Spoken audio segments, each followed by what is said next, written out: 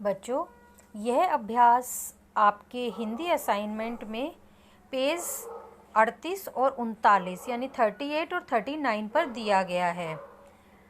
जो शब्द संज्ञा व सर्वनाम शब्दों की विशेषता बताते हैं उन्हें विशेषण कहते हैं। नीचे दी गई संज्ञा शब्दों के लिए उचित विशेषण शब्द लिखिए। आपको चित्र दिखाए गए हैं। इन सभी चित्रों के नाम संज्ञा शब्द हैं। सबसे पहले फूल। फूल जो है वो एक संज्ञा शब्द है। फूल शब्द के लिए आपको विशेषण का चुनाव करना है, तो हम इसके लिए सुंदर शब्द का प्रयोग कर सकते हैं। अगर आप इसमें रंग भर देंगे तो जैसे आपने लाल रंग इसमें भर दिया तो लाल फूल आप लिख सकते हैं, रंग बिरंगा भी लिख सकते हैं। दूसरा चित्र है हाथी का, तो हाथी के लिए विशाल हाथी, विशाल काय हाथी, बड़ा हाथी, मोटा हाथी, इस तरह से हम विशेषण लिख सकते हैं। अगला चित्र है एक लड़की का, तो लड़की के लिए हम ईमानदार विशेषण का प्रयोग कर सकते हैं। छोटी लड़की, बड़ी लड़की, बुद्धिमान लड़की, ईमानदार लड़की, ये सभी एक लड़की के लिए विशेषण प्रयोग किए जा सकते हैं। अगला जो चित्र है वो एक फ्रॉक का है, एक पोशाक है, तो हम इसके लिए एक फ्रॉक भी लिख सकते हैं, एक विशेषण का प्रयोग कर सकते हैं। सुंदर फ्रॉक, लाल फ्रॉक, हरी फ्रॉक, इस तरह से हम विशेषण लिख सकते हैं।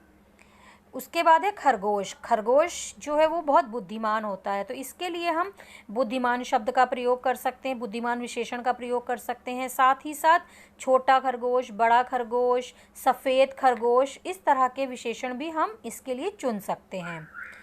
उसके बाद है ये एक मेज़ का चित्र है, तो बड़ी मेज़, छोटी मेज़, चौकोर मेज़, चौकोर मीन्स स्क्वायर, चौकोर मेज़ आदि। उसके बाद है पहाड़ दिखाए गए हैं, तो पहाड़ शब्द के लिए ऊंचे विशेषण का प्रयोग कर सकते हैं, ऊंचे पहाड़। उसके बाद है ग्लास में ये पानी या दूध दिखाया गया है, तो और लग रहा है कि ये बहुत गर्म है, तो इसके लिए हम गर्म विशेषण का प्रयोग कर सकते हैं। विशेषण आप अपनी पसंद से भी चुन सकते हैं, अपनी पसंद से भी लिख सकते हैं। यह आवश्यक नहीं कि जिन विशेषण शब्दों पर यहाँ चर्चा की गई है वही आप लिखें। अगला प्रश्न है, निम्नलिखित वाक्यों में सही विशेषण शब्द भरिए। मेरे पास डैश फ्रॉक हैं, बहुवचन में हैं लिखा हुआ है, तो आपको अनेक या इसमें आप संख्या भी लिख सकते हैं। मेरे पास 5 फ्रॉक हैं, मेरे पास 10 फ्रॉक हैं, इस तरह से एक वचन में नहीं, विशेषण आपने नहीं लिखना है। उसके बाद है कुछ लोग भाषण सुनने आए। यहाँ पर हम कुछ लोग भी कह सकते हैं, बहुत से लोग भी कह सकते हैं, अनेक लोग भी कह सकते हैं। अगला है अमरूद डैश है, तो हम इसके लिए अमरूद मीठा है शब्द भी इसमें लिख सकते हैं। अमरूद स्वादिष्ट है, अमरूद छोटा है भी लिख सकते हैं। उसके बाद है मेरे सूट के लिए डैश मीटर कपड़ा चाहिए। आप इसमें संख्यावाचक शब्द लिखेंगे, कोई भी नंबर, 1 मीटर, 2 मीटर, 3 मीटर, 4 मीटर, आप अपनी पसंद से कोई भी संख्यावाचक शब्द इसमें लिख सकते हैं। अगला वाक्य है मुझे मेरे मित्रों ने डैश डिब्बा दिया। डिब्बा, इसमें हम एक डिब्बा भी लिख सकते हैं, लेकिन हम 2 या 3 नहीं लिख सकते, क्योंकि डिब्बा जो है वो एक वचन शब्द है। इसके साथ ही हम छोटा डिब्बा लिख सकते हैं, बड़ा डिब्बा, सुंदर डिब्बा, लाल डिब्बा, हरा डिब्बा, इस तरह के हम विशेषण इसमें भर सकते हैं। रोहन डैश बालक है। रोहन होशियार बालक है, रोहन ईमानदार बालक है, रोहन डरपोक बालक है, रोहन बेईमान बालक है, रोहन बुरा बालक है, रोहन अच्छा बालक है।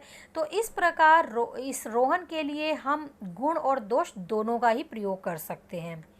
मेरी माँ ने डैश साड़ी पहनी है, तो यहाँ पर आप इसमें कोई भी रंग का नाम लिख सकते हैं, या सुंदर साड़ी पहनी है, इस तरह से भी आप लिख सकते हैं। अगला प्रश्न है अपने विद्यालय के विशेषताएं आपने बतानी है।